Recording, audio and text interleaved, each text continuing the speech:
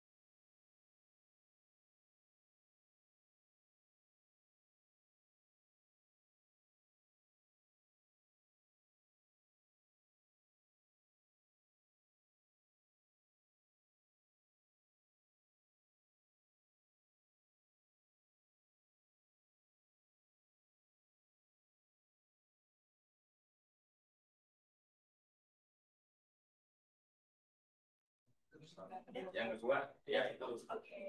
Ya. Ada. Syafira dari Divisi 4 izin bertanya. Singkat. Makanya di suatu perusahaan ada seorang manajer yang dia tuh pengen ngirim data kepada staffnya, dua staffnya, tapi dia pengen pesan email ini tuh kerahasiaan sama keaslian itu tetap terjaga. Dia sampai ke staffnya ini, sampai ke staff ini pokoknya nggak pesan ini nggak sampai di rumah, nggak di rumah sama orang. Nah untuk pertanyaannya itu Jelaskan langkah-langkah dan kunci apa saja yang harus digunakan si manajer ini secara berurutan untuk mengirim email tersebut agar kerahasiaan dan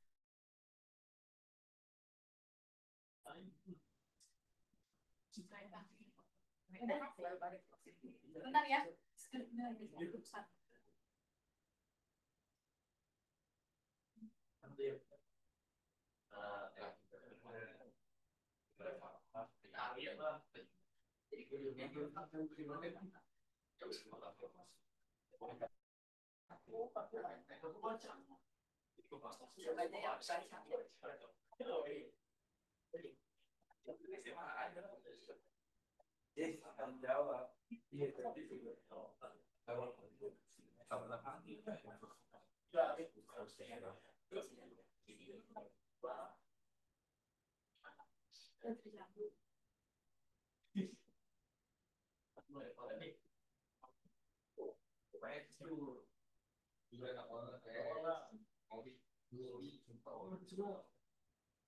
Jadi di email itu ada fitur khusus, itu fiturnya untuk menjaga rahasia di email. Itu bisa diaktifkan untuk enkripsi atau pengaturan tanggal kadaluarsa serta ada kodenya sendiri. Jadi di email itu ada fitur yang dimana si pengirimnya itu bisa acak siapa aja yang membuka emailnya gitu. Jadi kalau misalkan terjadi kebocoran data ataupun ternyata si penerimanya itu share ke yang lain, si pengirim email itu akan bisa melacak siapa aja nih yang buka emailnya. Tuh ada metode, ada fiturnya sendiri sih di email. Jadi sudah yang kurang nggak? mungkin untuk langkah-langkah apa tadi yang kode gitu ya, yaitu gimana caranya langkah-langkahnya. Ini bisa diaksesnya hanya di komputer aja. Sama paling ini ada aktifkan moderasi ya. Biasanya di jendela email, klik aktifkan moderasi ya. Untuk pengaturannya dia nanti tinggal pilih tanggal kadaluarsa untuk pesan, sama pilih kode sandi SMS. Nanti biasanya ada SMS masuk itu nanti.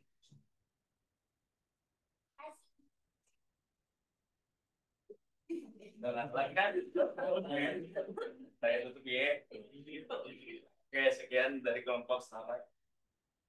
Kurang lebihnya mohon maaf. Assalamualaikum warahmatullahi wabarakatuh.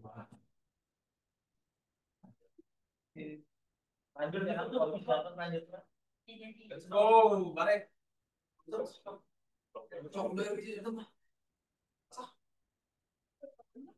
Maju lah, maju.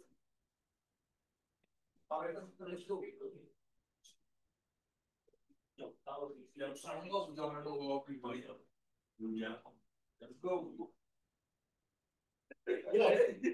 Sendal mana ya? Tidak. Sendal mana?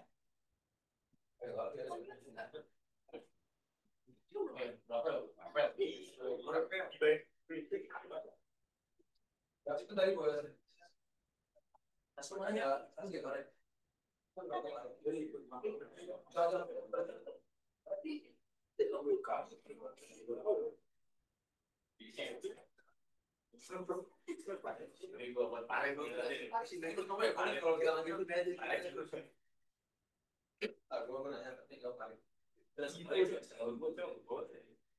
Selamat pagi semuanya. Aku mau bantu sedikit nih. Belum selesai. Belum. Dikulum-kulum, dikunyah-kunyah. Assalamualaikum semuanya. Perkenalkan, kami dari kelompok Cilok Sayur. Kami izin memperkenalkan diri dulu ya. Aku Syafira. Aku Rafael Putra. Aku Atika Malasari. Aku gesek lo. Aku digesek lo.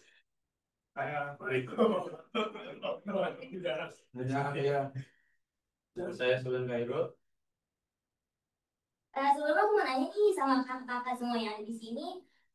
Kalian semua pernah nggak sih kalian ngirim suatu file, entah itu CV atau scan KTP mungkin untuk verifikasi, atau mungkin draft skripsi yang udah berbulan-bulan kalian kakak-kakak buat, Ada yang pernah ngirim ke file itu, ngirim file CV atau scan KTP itu ke aplikasi chat, entah itu WA, Telegram. Nah, oke, aku punya kenalan nih, temen aku namanya Alex. Ini punya desain logo yang brilian, yang emang itu hasil originalnya dan harganya juga lumayan mahal untuk dijual ke klien besarnya.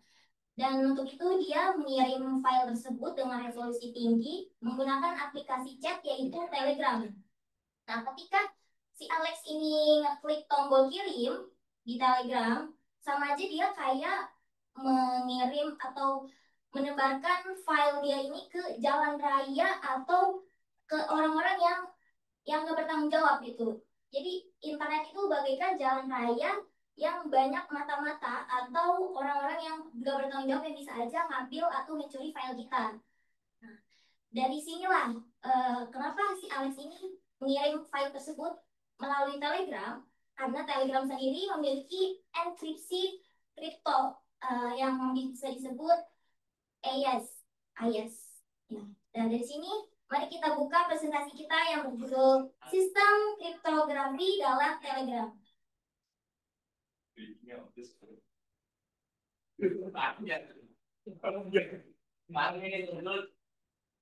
Yang pertama itu apa itu kriptografi?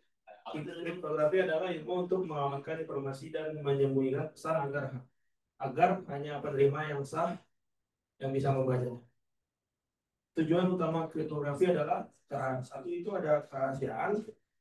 Kerahasiaan itu adalah menjaga informasi agar tidak dapat diakses oleh pihak yang tidak berwenang.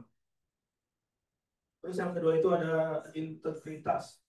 Integritas itu adalah memastikan informasi tidak diubah atau dirusak selama proses pengiriman. Dan yang ketiga adalah autentikasi. Autentikasi adalah memverifikasi identitas pengirim atau penerima informasi tersebut.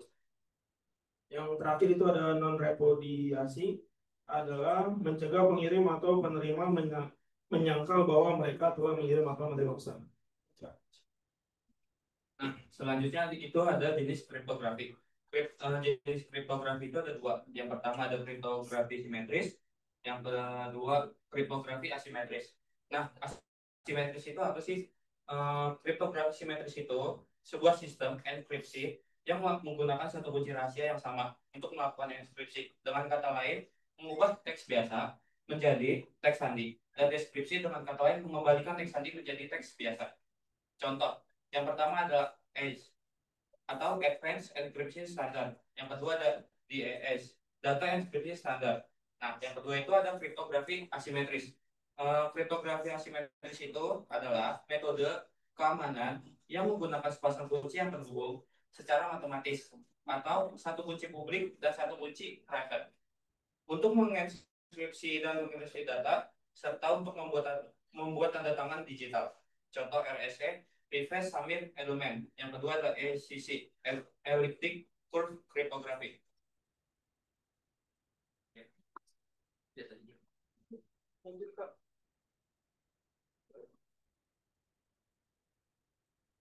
Kemudian AES. Nah, ini AES adalah sebuah algoritma enkripsi simetris yang digunakan untuk melindungi data sensitif.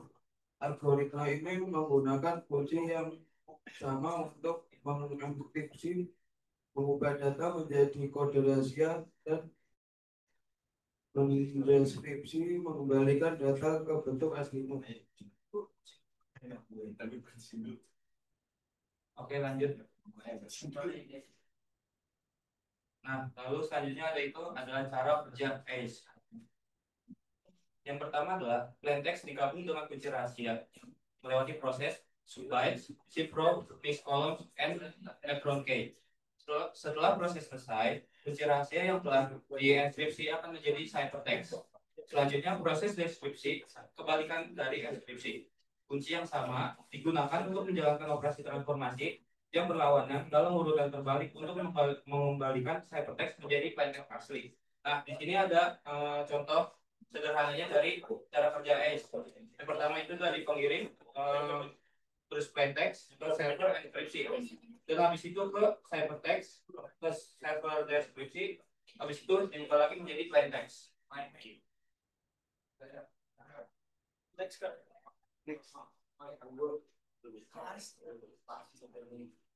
Kelebihan dan kekurangan AES. Kelebihannya adalah aman dari brute force.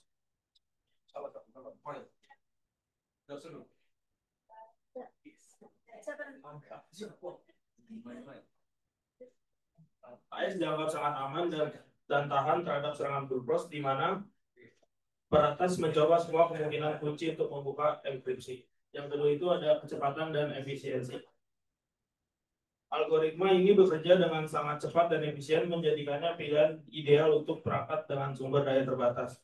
Dan yang ketiga itu ada jadi standar global. Karena statusnya sebagai standar global, AES digunakan secara luas dalam berbagai aplikasi, mulai dari perbankan online hingga komunikasi interkabel. Kekurangannya AES itu adalah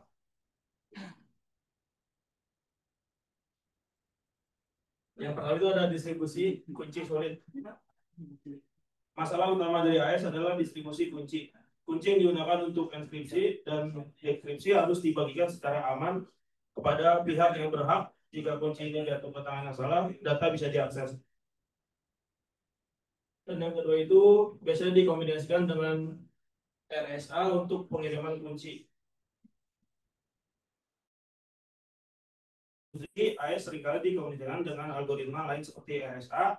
RSA digunakan untuk mengenkripsi kunci AES itu sendiri, sehingga kunci bisa dikirim dengan aman. Setelah kunci AES diterima, barulah data dienkripsi dan didekripsi dengan AES. Next slide. Di sini ada Telegram dan kriptografi. Telegram sendiri menggunakan kombinasi algoritma enkripsi, dan Telegram juga memiliki dua mode utama, yaitu ada cloud chat dan secret chat. Yang dimana cloud chat dan secret chat ini memiliki kelebihan dan kekurangan masing-masing. Jadi cloud chat sendiri ini adalah mode standar untuk semua pesan biasa di Telegram yang biasa kita gunakan sehari-hari. Itu menggunakan enkripsi client server, yang berarti pesan dienkripsi dari perangkat Anda, dikirim ke server Telegram, dan kemudian dienkripsi lagi untuk penerima. Dan pesan dan data disimpan di server Telegram dan dikombinasikan. Algoritma yang digunakan adalah AIS, RSA, dan Diffie-Hellman. Untuk kelebihan cloud chat sendiri, yaitu lebih fleksibel dan pesan dapat diakses dari banyak perangkat. Tapi cloud chat ini memiliki keterbatasan, yaitu bukan enkripsi end-to-end, yang berarti pesan tidak sepenuhnya private. Lalu yang mode kedua yaitu ada secret chat. Secret chat itu mode khusus yang lebih private. Dia itu menggunakan enkripsi end-to-end, yang berarti hanya perangkat dan penerima yang dapat membaca pesan, dan pesan tidak dapat disimpan di server Telegram. Jadi kelebihan secret chat sendiri ini sangat private, dan dia menggunakan enkripsi end-to-end, yang berarti hanya pengirim dan penerima yang dapat membaca pesan tersebut. Lalu dia juga memiliki fitur pesan terhapus otomatis, yang memungkinkan pesan untuk otomatis hilang dan nggak bisa untuk anti forward. Ya, berarti pesan dari secret chat ini nggak dapat diteruskan ke pihak manapun.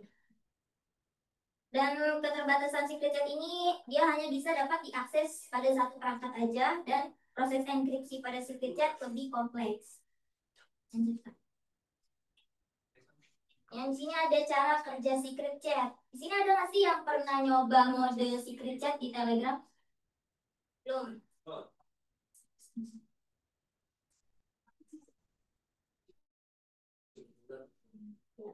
Di sini kita mau coba nih ya, praktekin mode secret chat di Telegram. Di sini pada punya Telegram nggak sih kakak-kakak?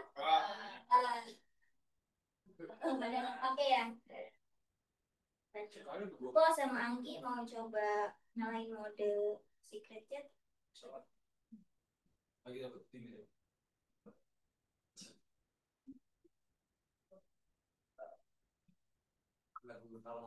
Nah, di sini di bagian profile, di sini ada titik 3. Nah, di sini kan ada banyak mode nih di sini. klik aja start secret chat. Nah, di sini tinggal klik start. Nah, di sini udah otomatis memulai secret chat sama Anggi. Nah, jadi kalau kita ngechat secret chat ini hanya bisa diakses melalui HP aja, karena aku mulai di sini kan, jadi nggak bisa dibuka dari laptop atau komputer atau PC. Terus juga pesannya itu nggak bisa di forward ya. Nah, dia nggak bisa tuh, nggak ada. Di sini cuma ada mode hapus sama salin aja, nggak bisa untuk diteruskan. Dan dia juga memiliki fitur hapus otomatis, set self destruct timer. Dan di sini bisa dihidupin aja nih, ada pilihannya dari second sampai ke berapa menit. Lanjut Kak.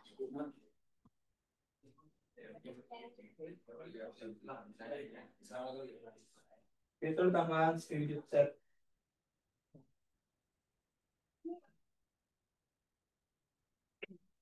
Saya dulu timer pesan otomatis hilang, tidak bisa diformat. Fingerprint visual untuk cek keamanan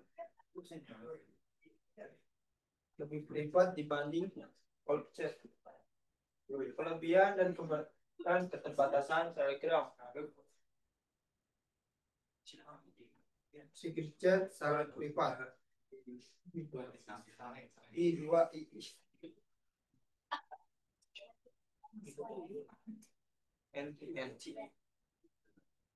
Pesan bisa hancur otomatis.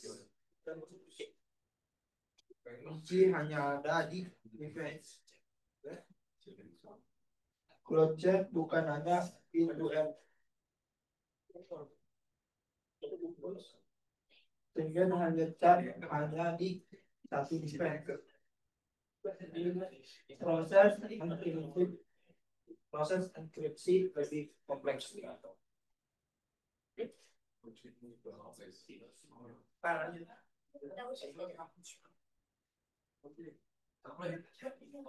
Jadi kesimpulannya yaitu EDS adalah standar enkripsi simetris yang cepat dan aman. Telegram menggunakan EDS untuk mengamankan pesan dan chat enkripsi client server lebih fleksibel. Secret chat end-to-end encryption lebih private dan kriptografi sangat penting di kehidupan digital modern. Kita akan membuka sesi tanya jawab untuk Orang ketiga. saya langsung Pada batasan dong yang 3 orang. Iya. Ada juga nanya ya. Jadi batasin satu. Oke. Dari sambil second dulu. Sambil dulu. Gue kalau Oke, izin bertanya seperti apa yang dijelaskan tadi. Dalam secret chat, setiap pesan memiliki message authentication code atau yang disebut MAC, yang dihitung dengan fungsi hash. Bagaimana MAC ini mencegah serangan tampering attack pada pesan? Apa akibatnya jika fungsi hash yang dipakai tidak memiliki sifat second preimage resistance? Oke, kalau bisa yang jawab Fadil kalau bisa. Yang lain dulu, udah kembali dulu.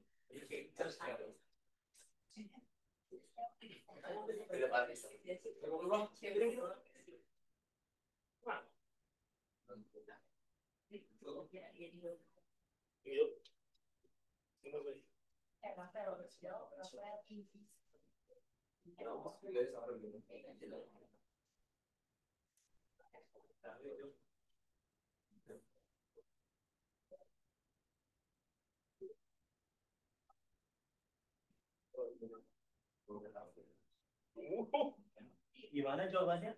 Oh ya, izin menjawab pertanyaan dari Bang Sakil. Siap. Message authentication kode atau MAC mencegah serangan tampering attack dengan memastikan integritas pesan dan autentisitas pengirim ini berfungsi seperti sidik jari digital untuk pesan.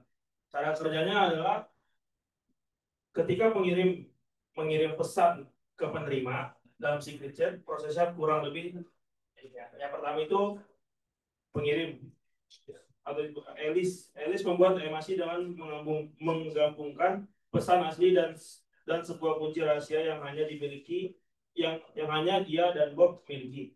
lalu memasukkannya ke dalam fungsi hash. Dan kedua, pesan dikirim. Pesan dan emasi dikirim bersamaan.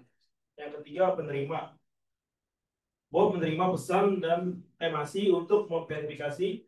Dia melakukan hal yang sama seperti Alice menggabungkan pesan yang dia terima dengan kunci rahasia yang sama dan memasukkannya ke fungsi hash. Dan keempat, verifikasi. Jika Mac cocok, Bob dapat yakin bahwa pesan tersebut tidak diubah di tengah jalan dan benar-benar berasal dari Alice. Jika Mac tidak cocok, Bob tahu bahwa pesan itu telah dirusak atau dimasukkan dan dia akan menolak pesan tersebut.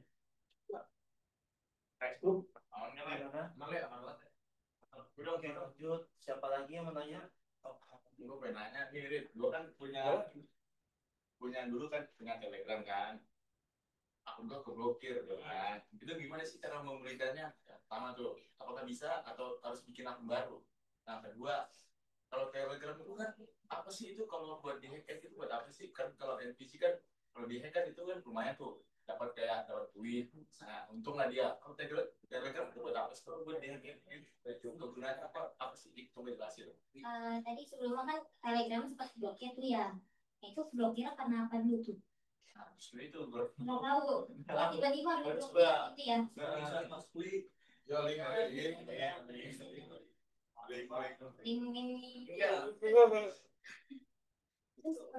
apa itu?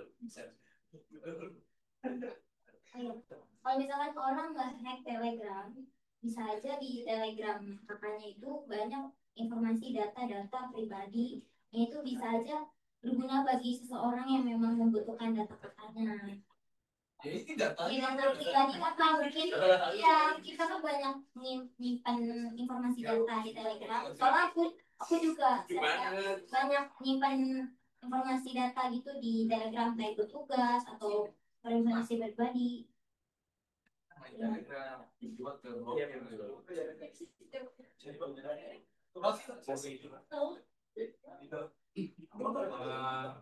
Jawab ya dari pertanyaan Noel.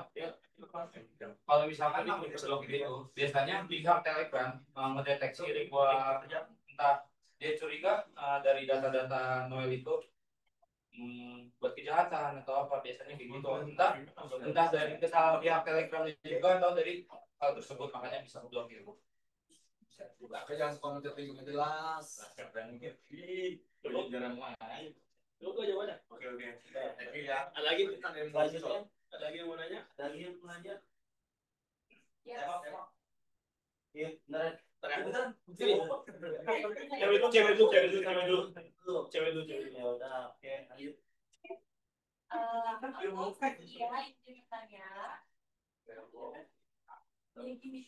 Bagaimana IS dan DS memastikan integrasi data dan apakah keduanya membutuhkan riset IS untuk itu?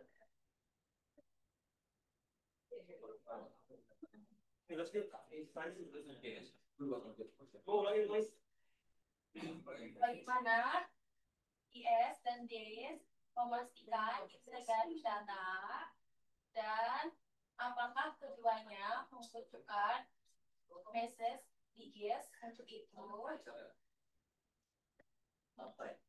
Bukan message DGS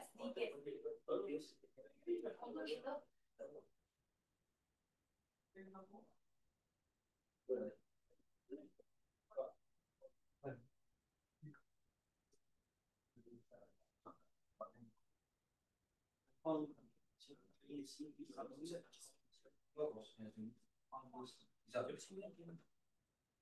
Bentar ya, kita mau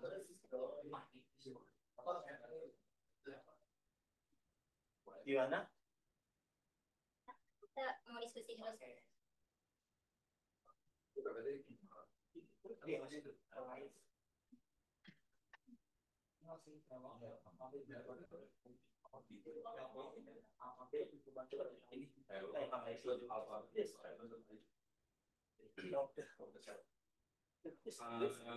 Izin menjawab dari Kak Saskia ya pertanyaannya. Bagaimana AS dan DIS memastikan data itu? Yang pertama simetris. Yang tadi udah dijelasin ya. Keduanya menggunakan algoritma inskripsi kunci simetris. Jadi di mana satu kunci yang sama digunakan untuk mengenkripsi dan mendeskripsi data. Terus yang kedua adalah operasi blok. Yang dimaksud operasi blok itu data dipecah menjadi blok-blok yang lebih kecil untuk diproses, dan DAS memproses blok 64 bit. Sedangkan AS memproses blok 128 bit. Nah, yang ketiga itu adalah perubahan data transformasi. Melalui serangkaian operasi matematis, data asli plain text yang tadi plain text yang dikirim pengirim diubah menjadi data yang tidak dapat dibaca atau ciphertext. Nah, terus yang keempat itu perlindungan kerahasiaan. Dengan menggunakan kunci rahasia, hanya pihak yang memiliki kunci yang dapat mendeskripsi ciphertext kembali menjadi data asli, sehingga menjaga kerahasiaan data dari akses yang tidak sah. Jadi, yang dimaksud dari memastikan data itu plain text diubah dulu menjadi ciphertext, lalu baru diubah lagi deskripsi secara deskripsi, diubah lagi menjadi enkripsi. Lagi Cukup. Bang jadi itu Bang Dwi. Oh iya udah. Oke, tanya dulu.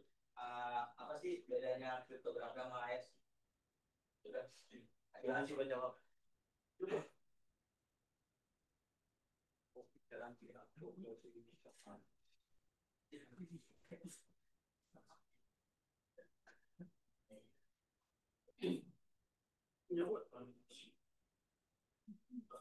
Yang belum jawab tadi jawab.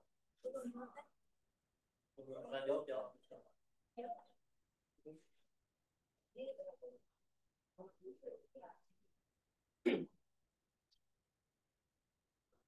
Tapi pertanyaannya apa perbedaan kriptografi sama yes.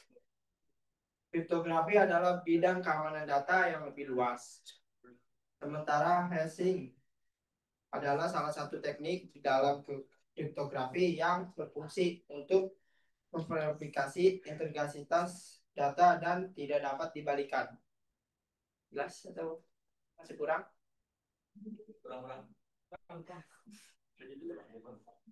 Kriptografi secara umum menggunakan algoritma yang dapat membalikan proses seperti enkripsi untuk menjaga kerahasiaan data, sedangkan hashing membuat sidik jari data hash yang tidak dapat diubah kembali ke data aslinya.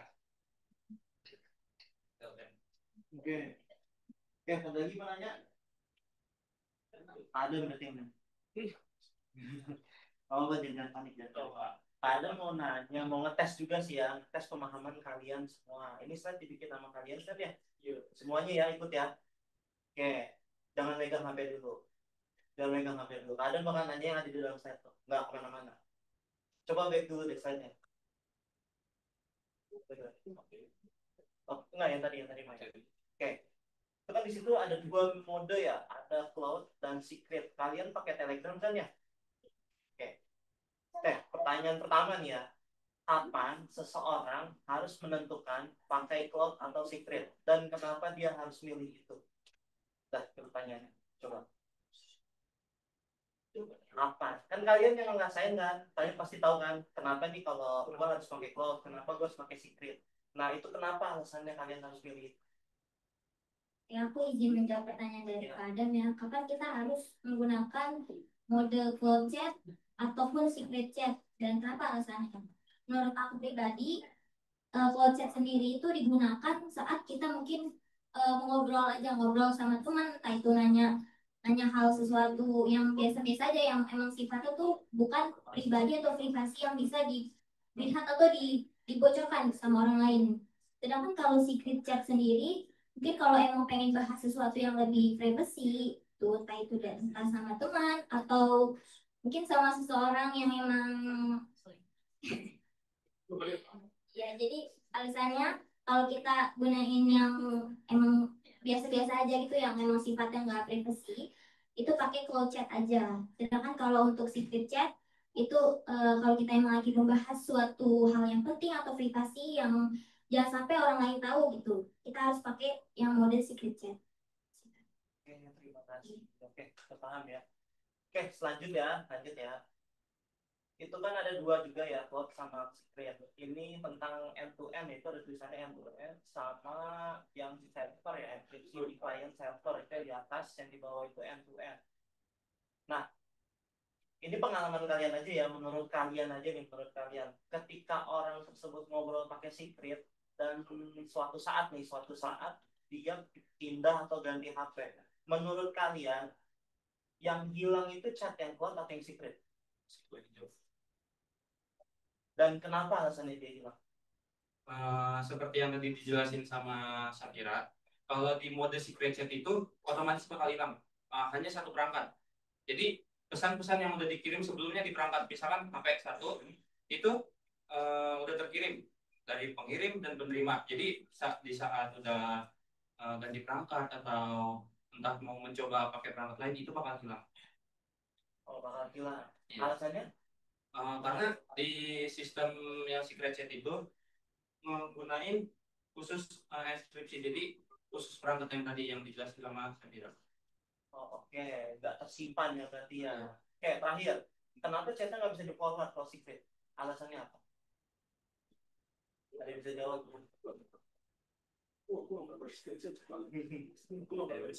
Tadi kalian bilang kan nggak bisa di forward. Ya, kenapa nggak bisa di forward? Farid ngomong mulu. Ayo coba gantian coba. Dia kan gitu ya. Karena fitur forward sendiri ini kan misalkan kita memulai chat sesama seseorang nih misalkan, dan kita udah mempercayai orang tersebut bahwa dia bisa menjaga rahasia kita. Nah, tapi kalau misalkan emang dia ternyata busuk di belakang atau kayak mengkhianati kita lah ibaratnya. Nah, di secret chat tersebut ya dia nggak bisa forward pesan yang misalkan kita ngejelekin seorang nih di secret chat tersebut gitu, ya dia nggak bisa nge-forward pesan kita yang menjelek-jelekan orang tersebut karena ini kan secret chat ya bersifat rahasia gitu. Jadi itulah kenapa kita menggunakan secret chat, karena itu ada fitur yang anti forward. Jadi jadi si penerima ini nggak bisa nge-forward pesan kita kemanapun, yang meminimalisir atau yang nggak memungkinkan untuk orang lain bisa tahu pesan kita sama si penerima ini bagaimana bukan lebih seperti itu Kak. Oke, terima kasih. Oke, udah cukup deh. Mantap sih. Demikian presentasi dari kelompok kami. Semoga dapat dipahami semuanya. Kurang lebihnya mohon maaf. Wassalamualaikum warahmatullahi wabarakatuh. Lanjut tadi kelompok mana yang mau maju? Jadi kan jangan ada. Tapi ada.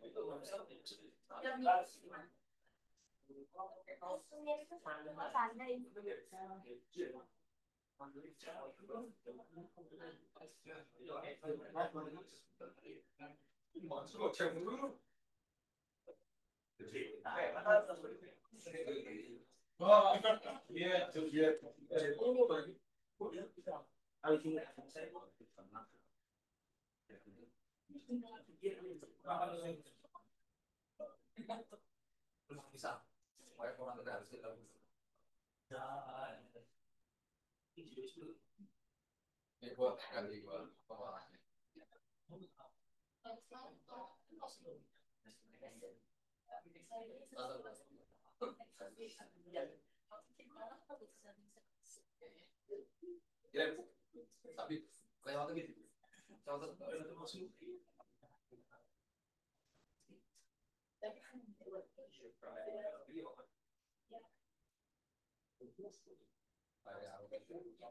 gitu. Assalamualaikum warahmatullahi wabarakatuh. Perkenalkan kami dari kelompok apa aja ingin mempresentasikan Apa aja? perihal kriptografi dalam aplikasi GoPay. Pertama-tama perkenalan, saya Sandra Ramadhani Ratri di SKM 3. Saya Syahla Nora dari SKM 3. Saya Fauzia dari BISKIM. Dan Sabina dari BISKIM. Saya Danang Surya Budi dari Saya Tiara dari Biskuit 3.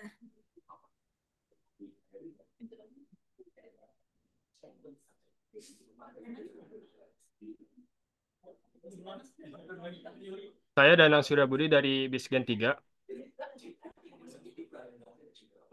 Cara bukanya gimana?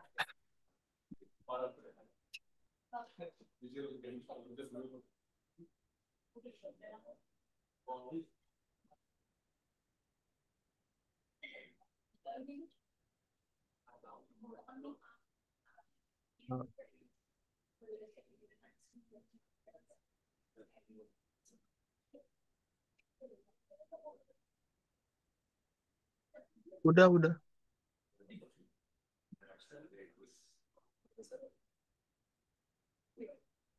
Cek. Ada suara saya nggak? Misi cek. Halo. Halo. Cek. Halo, ada suara saya nggak? Gimana? Bentar, Kak. Yang penjelasannya ada di Zoom. Yang penjelasannya di Zoom. Orangnya di Zoom. Suruh on mic sama on cam. Iya, halo. Sebentar. Nggak ada suaranya saya. Saya udah buka. Ada suaranya, Nang. Ah, ada suaranya nggak? Gua. Sanda. Ada suaranya. Oh, mukanya gimana ya? Gua Ada. kamera tapi gua nggak ngebuka anjir. Udah dipencet ini. Aku kurang ngerti. Pertama, saya akan menjelaskan tentang pengertian kriptografi secara umum. Yang pertama Kriptografi adalah ilmu dan teknik untuk mengamalkan informasi dengan cara mengubah data asli menjadi kode yang sulit dipahami atau enkripsi. Lalu hanya pihak yang memiliki kunci tertentu yang bisa membukanya kembali atau deskripsi. Tujuannya adalah menjaga kerahasiaan, keaslian, integritas, dan keamanan data dalam komunikasi maupun transaksi digital.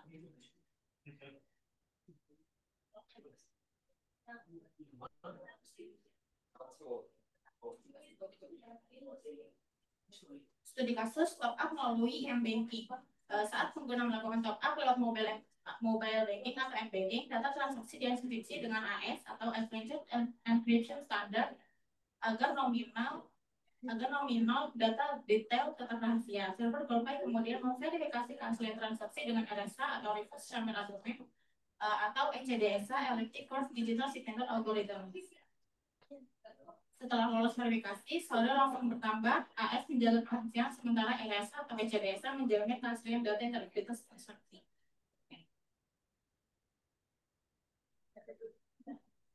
Lalu metodenya ada AES, Advanced Encryption Standard, adalah algoritma enkripsi simetris.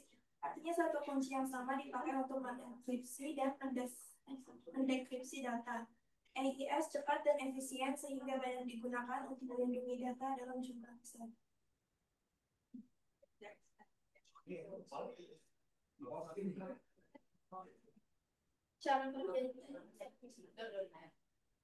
Cara kerjanya yaitu data dikunci saat dikirim. Semua info PIN, OTP, dan saldo dikirim lewat jalur aman, yaitu melalui TLS atau SSL. Yang kedua, login aman melalui verifikasi pakai PIN, sidik jari atau wajah. Yang ketiga, ada nomor kartu disimpan sebagai token acak, bukan nomor asli. Yang keempat, ada data di server tetap terkunci, disimpan pakai inskripsi, dikuncinya terpisah. Yang kelima, ada cek keaslian data, sistem pakai kode unik biar data gak bisa diubah sembarangan. Selanjutnya ada kekurangan kriptografi di GoPay umumnya ada pada implementasi dan manajemen. Kelemahan AES ada pada pengelolaan kunci karena pengirim dan penerima harus memakai kunci yang sama.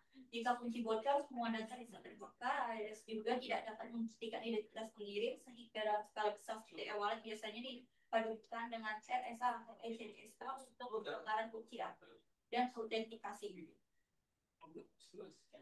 Selanjutnya ada kelebihan. IIS adalah algoritma enkripsi yang cepat, efisien, dan sangat aman dalam fungsi panjang seperti 128 atau 256.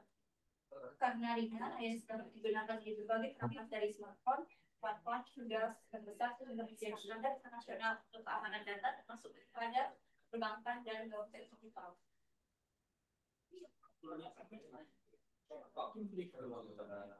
Masuk sesi diskusi dan tanya jawab. Ada yang mau ditanyakan? Silakan yang mau tanya.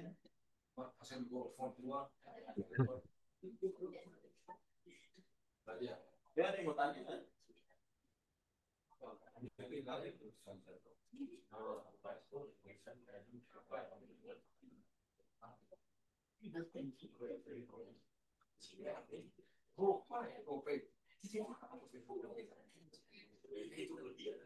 Ambil aplikasi yang gampang tapi nggak pernah ada orang yang lihat, jadi aman sih.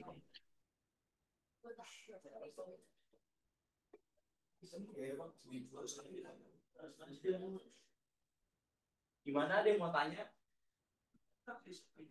Boleh kalau mau tanya.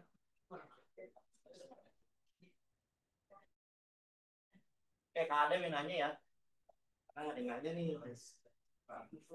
Ini tentang GoPay ya? Sebelumnya dah.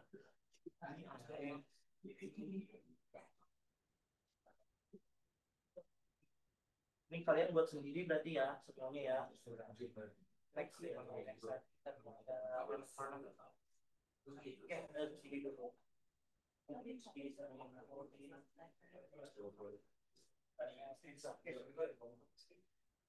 Oke, kalian mau tanya nih, ini tentang itu kan udah disebutin ya, data diisi saat dikirim, ada TLS sama SSL, kayak gitu kan ya, terus login aman, efektif, jari atau wajah, nomor telepon bisa website. Ini menurut kalian aja ya, jangan menurut ChatGPT, menurut kalian aja. Jadi kalian mau dengar langsung jawaban kalian. Itu kan udah ada TLS, artinya ketika dia melakukan pengiriman data nih ya, misalkan kalian ngeklik sesuatu, permintaan kalian diproses sama si GoPay. Nah, GoPay itu selama perjalanan data dikirim itu kan diamanin pakai TLS. Menurut kalian aja nih, kalau seandainya amit-amit kalian terkena malware HP kalian disadap, terus direkam, menurut kalian pertahanan TLS itu masih aktif atau enggak? Kriptonya. Atau kira-kira orang tersebut akan teretas atau enggak? Menurut kalian aja deh, menurut kalian aja. Pandangan kalian aja. Sebelumnya sebentar emang kita berdiskusi dulu. Iya, silakan.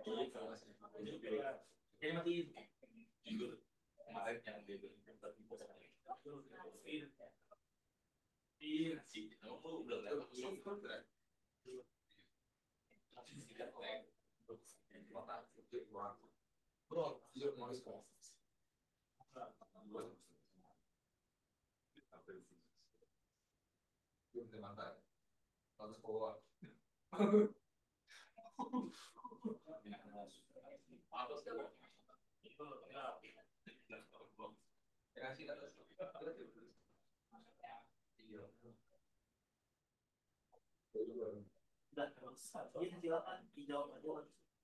Kita S-nya nggak bisa melindungi data kita karena dari bawah ini kan jadi ada resiko data kita bisa ambil kecuali terus aplikasinya bisa dikontrol. Oke, jadi kesimpulannya itu nggak bisa ngelindungin ya. Itu balik lagi ke penggunanya. Oke, udah benar itu kesimpulannya. Oke, balik lagi itu kan tadi nyebutin AS ya, AS 256 itu ada deh kalau nggak salah di next. Kalau misalkan nih ya, ini pertanyaan aja. Ini kan pakai AS ya, kalian tadi jelasin itu aman banget kayak gitu lah. Dan terjadi suatu masalah di server Gojek atau di server GoPay, datanya diambil atau dicuri, tapi masih di dalam enkripsi AS. Menurut kalian sendiri nih, kira-kira data itu bisa dijual atau bisa diintip nggak? Menurut kalian aja.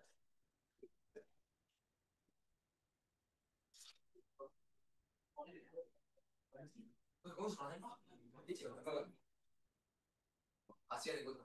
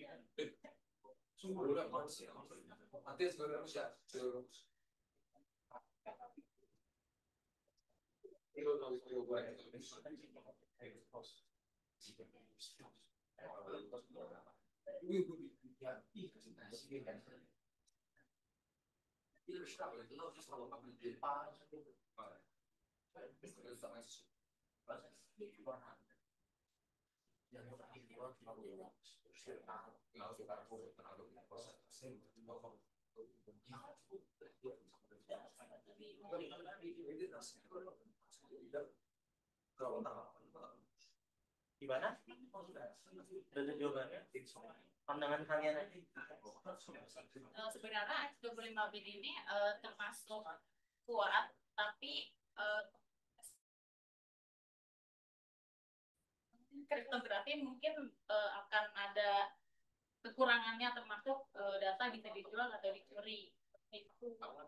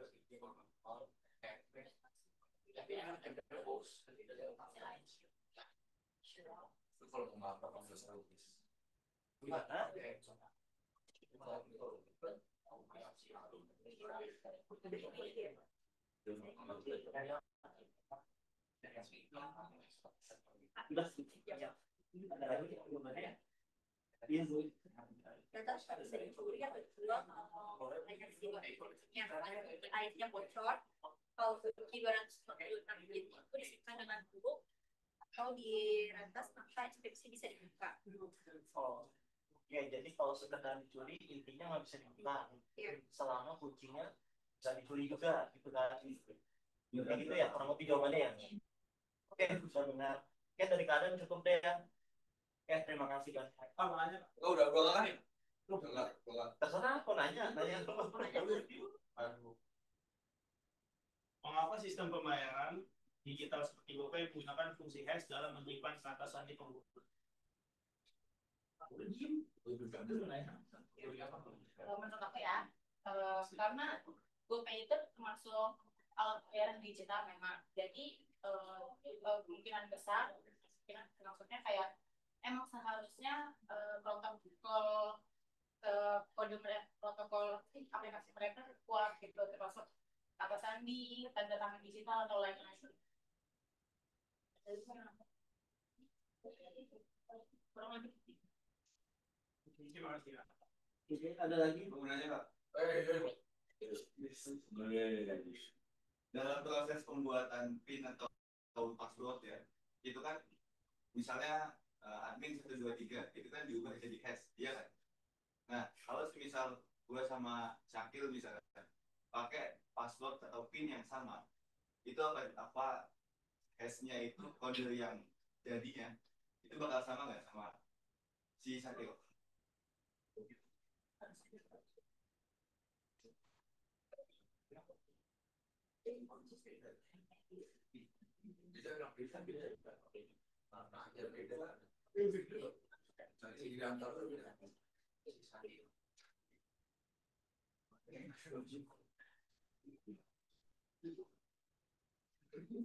Oh iya kan, tambahan sama atau enggak dan kenapa?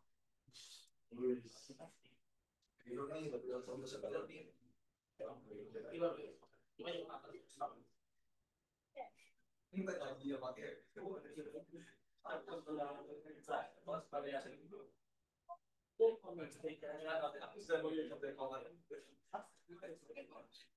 Mungkin kalau dari PIN itu bisa sama. Cuma kan kalau OTP itu kan kode dikirim langsung kan lewat SMS. Mungkin itu beda-beda. Oh, mungkin. Ada referensinya kan? Ya kan biasanya kita kalau verifikasi gitu kan udah otomatis dapet kode ya. Dari SMS. Biasanya sih beda ya kalau kode OTP harusnya.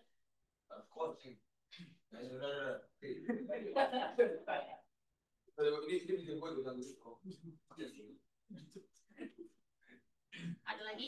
Ada lagi? Kalau nggak ada, sekian dari kelompok kami. Assalamualaikum warahmatullahi wabarakatuh.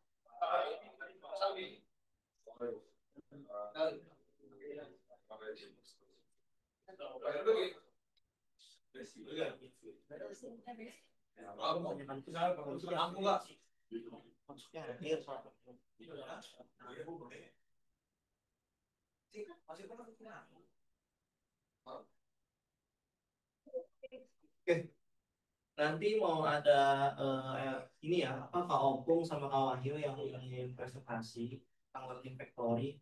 Jadi kalian coba dengerin dulu ya. LFC Sindo ya? Iya yang nonton dah. Ambil dulu aja.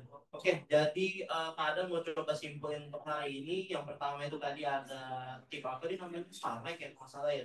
Starlight itu bahas tentang email. Yang kedua itu ada apa? Cilok sayur ya kalau saya namanya ya. Itu bahas Telegram. Yang ketiga itu tim apa ya namanya? Apa aja? Oh iya, tim apa aja itu bahas tentang GoPay. Oke ya, kalau yang pertama itu kan tadi pertanyaan macam-macam ya, itu banyak banget sih itu pertanyaannya. Jadi kurang lebih untuk email ya, untuk saat ini sih email jujur aja kalau kalian pakai email yang nggak jelas mungkin itu masih kurang aman. Tapi kalau kalian pakai email atau email ya Microsoft kayak Outlook kayak gitu, itu sejauh ini udah aman karena memang mereka udah ada proteksi berlapis-lapis, jadi nggak cuma ASKP, itu memang berlapis-lapis terutama untuk proteksi anti spam gitu, itu udah banyak. Lalu kemudian untuk Telegram ya tadi ada pertanyaannya juga macam-macam terutama tentang blokir ya gitu. Sebenarnya kalau blokir itu urusan sistem ya, urusan sistem itu nggak ke user, jadi memang kalau memang ada pelanggaran akan diblokir kayak gitu. Nah untuk bukanya tentu itu harus ke pihak Telegram. Nah kalau untuk masalah tentang secret chat dan cloud chat itu sebenarnya memang ada yang beda. Itu sebenarnya ada di slide kalian sendiri jawabannya.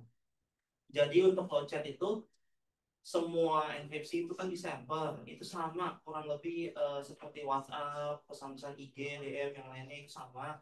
Jadi dia chatnya disimpan ke cloud storage si Telegram. Nanti kalian pesan itu akan dienkripsi. Nah, bedanya apa sama Secret? Ketika kalian pindah device, ganti device, kalau kalian simpan di cloud, itu mau di device manapun, kunci si enkripsinya itu disimpan di server. Jadi kalian tinggal login, dapat lagi kuncinya, kalian bisa buka lagi pesannya. Tapi kalau misalkan kalian pakai Secret, itu end to end, artinya kuncinya antara misalkan kamu sama dia, udah kuncinya cuma ada di HP itu aja, nggak ada di HP atau device lainnya. Dan si cloud juga nggak megang salinannya kayak gitu. Jadi itu nggak ada proses backup dan sebagainya. Dan kenapa nggak bisa di forward? Karena balik lagi itu end to end. Jadi itu enkripsi end to end. Seandainya kalian coba berusaha keras itu forward, yang diterima si orang forward itu cuma kode atau ciphertext atau ya kode acak-acakan aja kayak gitu. Itu makanya nggak bisa. Dan memang benar itu nggak bisa di backup, dan itu akan menghancurin dirinya sendiri ketika kalian ganti HP atau kalian uninstall atau kalian coba untuk hapus Telegram itu sendiri. Jadi nggak ada salinannya. Makanya kalau secret chat biasanya dipakai untuk nyimpan rahasia, betul. Oke, tadi yang terakhir itu tentang GoPay ya. Oke, GoPay pertanyaannya dari Kak Adam atau juga dari siapa namanya? Iya, dari Farid. Kalau GoPay sih sebenarnya untuk tadi ada pertanyaan dari siapa nih? Saya. Oke. Oke, itu menarik itu pertanyaannya. Jadi ketika kalian atur PIN kan biasanya 6 digit ya atau password kayak gitu kan. Sama nih, kemungkinan besar kan ada yang sama ya dari ratusan juta orang kan yang pakai.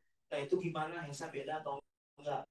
Tuh, Hesa kan beda. Walaupun kalian tanggal lahirnya sama atau kata-kata passwordnya sama persis, itu Hesa akan beda.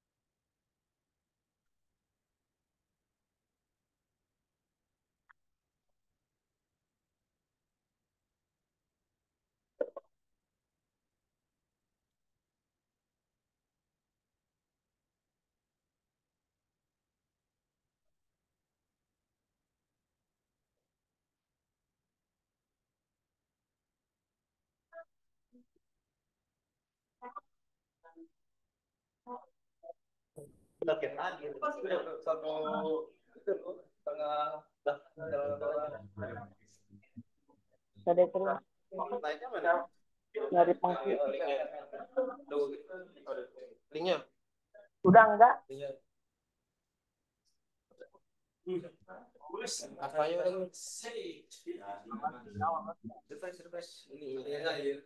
Apa galak ya dia? Orang jangan digalakin.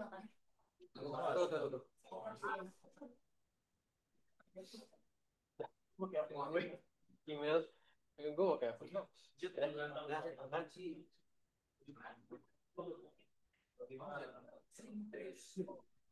Turunin aja Pak dia Pak.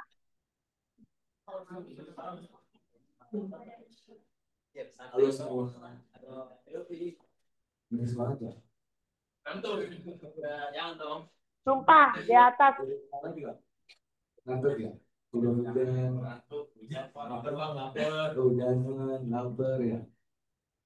Oke, sebelumnya assalamualaikum warahmatullahi wabarakatuh. Waalaikumsalam.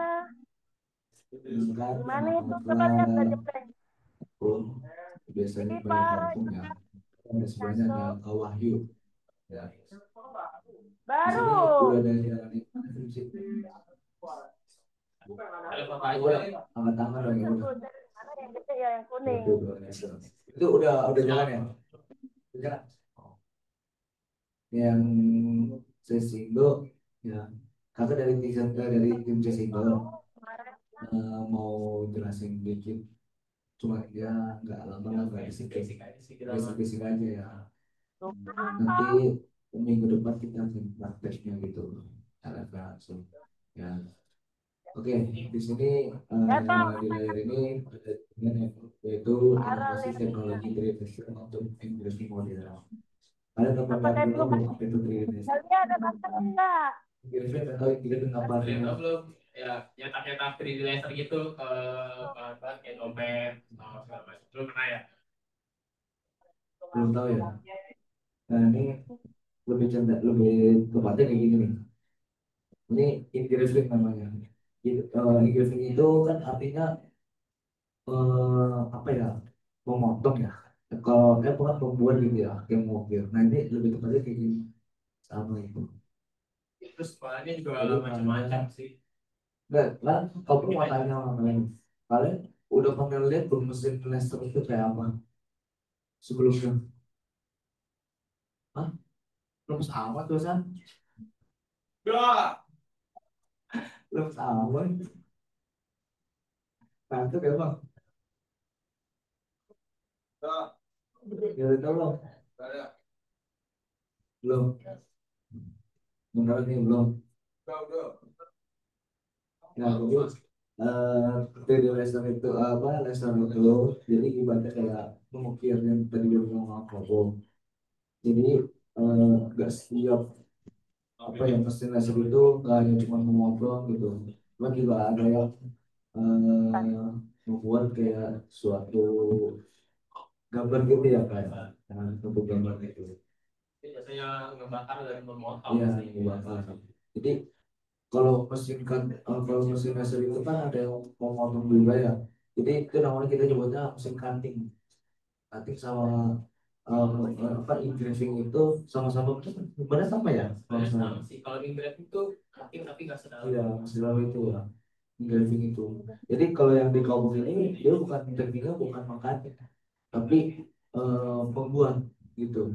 Kan kalau pada umumnya mesin laser itu kan memotong ya mesin laser itu. Jadi kalau yang di kampung ini yang membuat gitu loh, ya diukir gitu. Oke, next. Fine.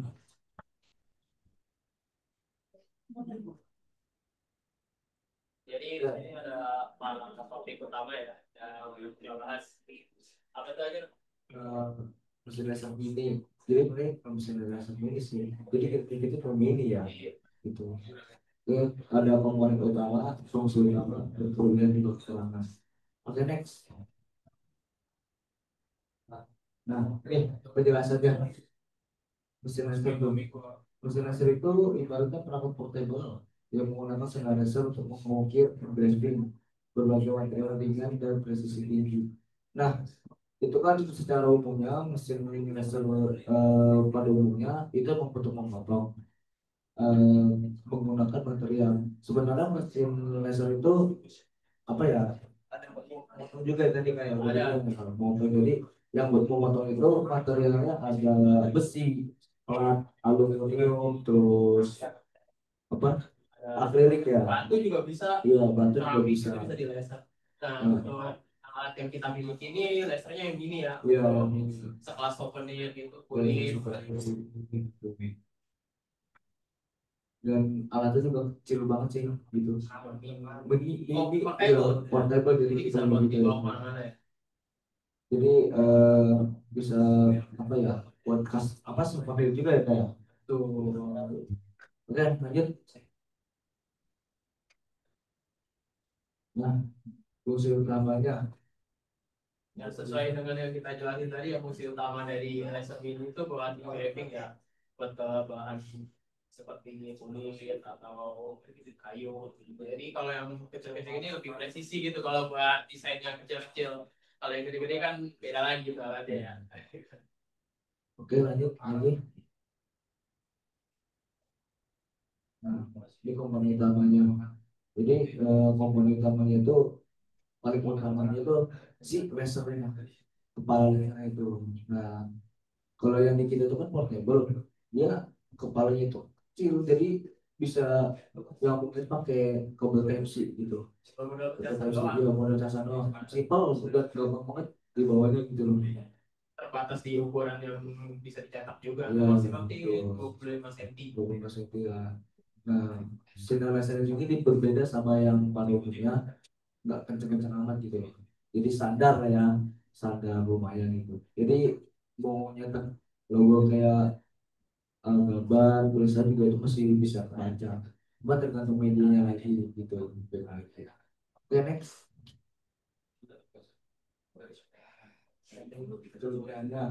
Kelebihannya itu portable memang pertama mudah dibawa juga. Terus yang kedua presisi tinggi dan mungkin. Nah, presisi tinggi ini yang dimaksud apa sih? Presisi tinggi itu kan maksudnya kedalaman dia dalam membuat si pol apa si gambar itu, jadi hasilnya sangat jelas. Jadi bisa jelas banget kayak gini nih. Ini lanyard. Oh, ini apa lanyard ya? Ini lanyard. Jadi ini sebutannya kita tuh persisting itu ini hasilnya jadi bagus. Kalau material itu sesuai ya kayak sesuai sama mesinnya juga materialnya juga banyak gitu. Ini kan berhubung di kulit, jadi tulisannya juga lumayan kelihatan gitu.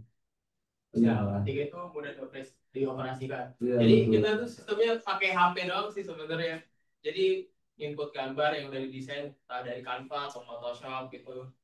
Padahal muka kalian juga bisa dicetak tuh di sini. Terus yang terakhir itu ya buat souvenir fokusnya kebanyakan. Nah, ukuran area yang kerjanya kecil banget. Kalau yang kecil mah kecil gitu. Cuman nggak bisa kayak pada umumnya gitu. Terus juga kalau yang kita kan nggak bisa motong ya, cuma bisa garis doang yang gambar gitu. Terus juga pakai print. Nah, sebenarnya setiap laser itu tuh kalau lagi beroperasi ya, lagi berjalan itu kita harus menggunakan pelindung mata supaya apa? Supaya mata kita tuh gak sakit, pegel, terus ya puyeng gitu. Nah, dan juga yang terakhir nih yang dicoba itu bahannya ringan gitu. Jadi bisa dibawa kemana-mana. Terus modal apa ya? Kabel casan doang ya, ibaratnya ya. Kabel casan gitu. Ya, guys. Nah, kesimpulannya, mesin laser ini adalah solusi modern untuk mengukir desain kreatif dan operasi tinggi. Teknologi ini sangat cocok untuk usaha kecil, produk custom dan trading produk tanpa memerlukan alat besar yang mahal.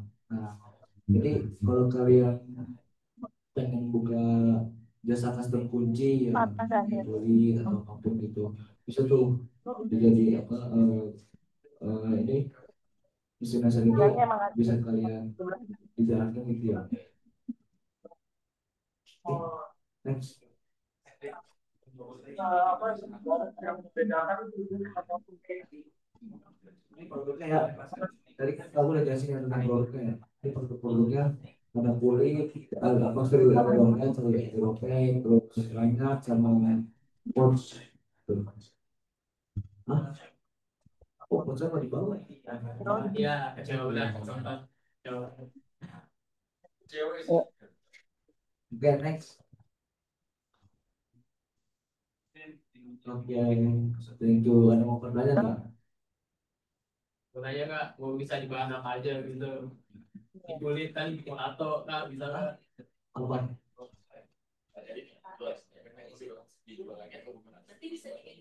Itu harus di finishing dulu sih kalau misalnya di bahan kulit itu kan biasa ada terus nanti kita jual di e-commerce ada Indo namanya jual lagi iya. Tadi ini udah dikasih kalau pengen buka usaha yang apa ya ringan dan mudah itu freelancer bisa kalian jadi usaha gitu. Contohnya punya kayak punya ini udah apa ada semorgan itu buat trading ini lagi bisnis dia ini jual juga online bisa iya karena sesuatu e-commerce juga Berarti bisa bikin gajian. bisa dong bisa custom itu yang kemarin kita itu yang CNC yang kemarin kita jelasin itu yang acrylic itu dia pakai custom UV kalau yang ini kita warnanya warna hitam soalnya dia engrave-nya laser mengangkat gitu nanti mungkin minggu depan ya praktek kita ya terus itu iya waktu di situ oke ada lagi mau bertanya nggak Kasih mau bertanya Kasih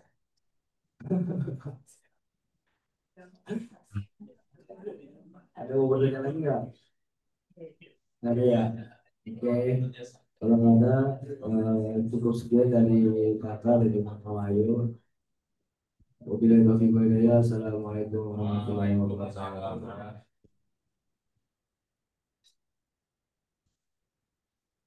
Oke, duduk sekali bang, duduk pas.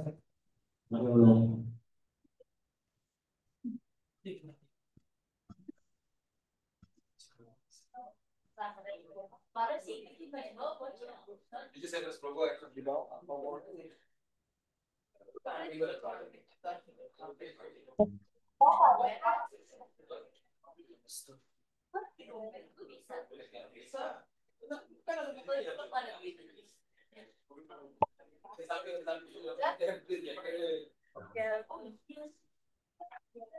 Oke, masih udah semuanya ya. Ya. Oke, jadi next week ditunggu yang mau presentasi lagi. Udah suara gue tinggi. Ya, ditunggu presentasi minggu depannya yang belum ya. Kemudian assignment-nya jangan lupa dikerjain. Besok Kanuko akan wheels dari seluruh nama dan coba kalian sharing apa yang udah kalian kerjakan dan caranya seperti apa. Dari kemarin GPT atau Gemini atau AI yang lainnya ya. Jadi kalian nge-promnya gimana nih? Cara kerjanya gimana? Minggu depan. Tapi ayo. Oke? Ya. Ada yang mau ditanyakan perihal kelas ini? Dari siapa apa yang lagi?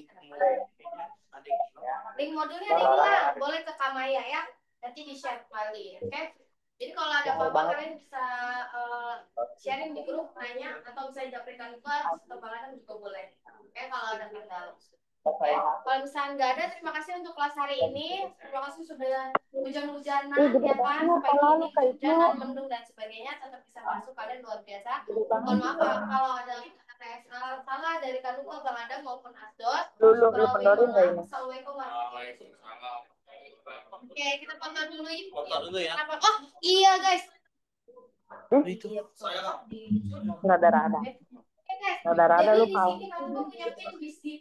Nah, pin bisik ini kalian nanti kita bareng-bareng tempel di belakang mejanya kalian ya di sana. Tempel di kalian punya kelahiran di mana? Misalkan kalian lahir di Tangerang tapi yang orang Jawa. Ada jauh-jauhnya gitu kan ya. Nopal berbahaya. Nah, misalnya apa? Korea di mana ya? Itu nggak ada deh. Jauh kan ya. Spanyol ya. Kayaknya di mana gitu ya. Jadi kita foto dulu bentar yuk, kan kita ke belakang yang jalan ya. Wahyu. Yuk, mau fotonya. Jangan, mana? Itu. Bodoh.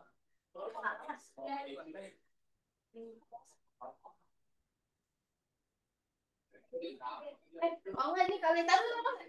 Pegang dulu. Oh fotonya.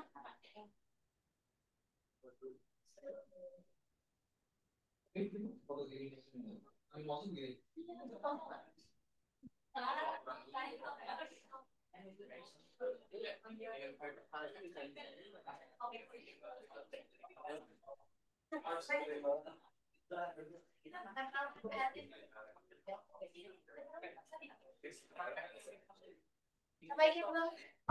Kamu udah belum?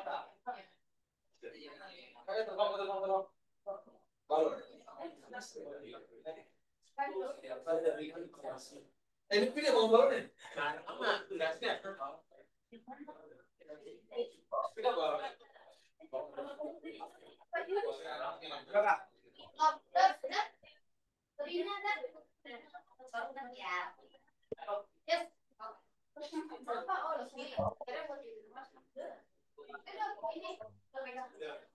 Oke.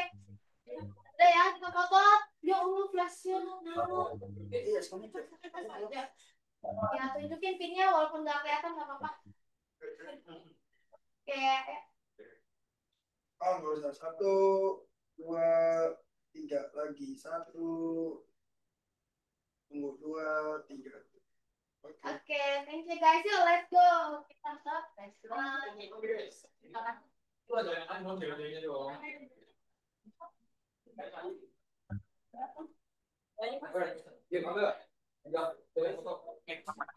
Iya.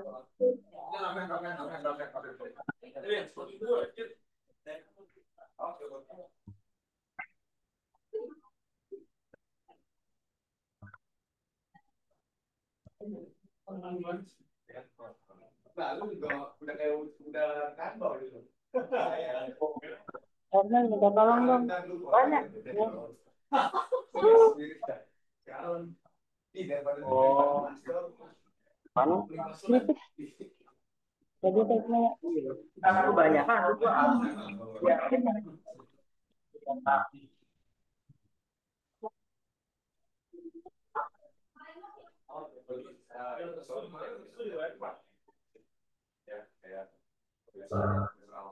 Itu mau dibawa.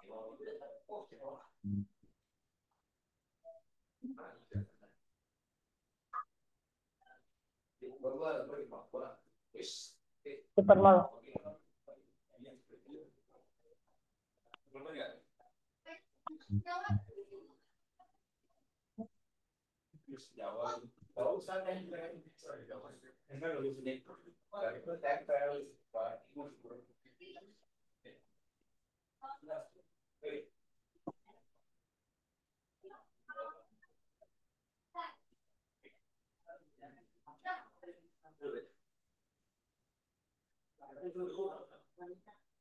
Cara konsisten nggak tahu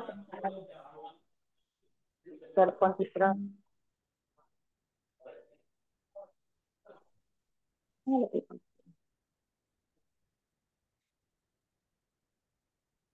Oh.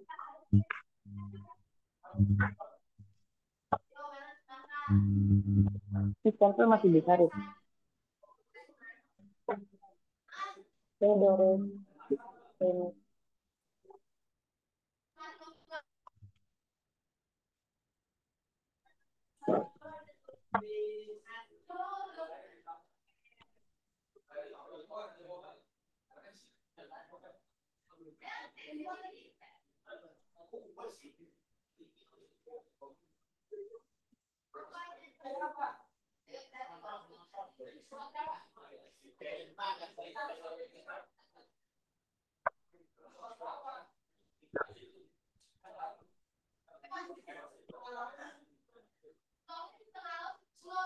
Ini lu beli di mana Superindo?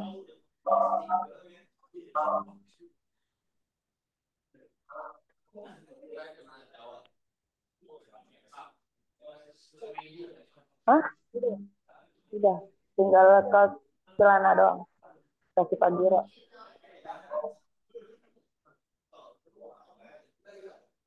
Tony. Habis. Jadi season scriptnya doang. Kasih Roji katanya. Roji. Kasih Roji. Emang ada di sini? Itu lampu. Lampu. Itu dia apa? Dijual.